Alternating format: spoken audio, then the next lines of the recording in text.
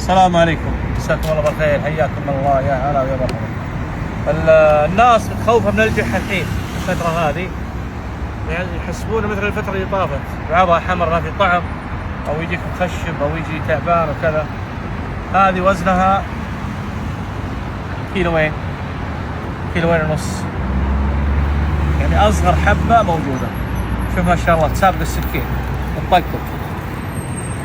لما اقول لكم اللي ما اكل الصيف هذا كله جح وله خاطر بالجح يجي، مو هو والله عشان ابيع ولا لا لا والله الرزق الحمد لله مكتوب، ولكن والله عشاكم انتم يعلم الله. لا اله الا الله، ما شاء الله. شوف صورها، هذه وزنها كيلوين بس والله يا جماعه. لها ريح.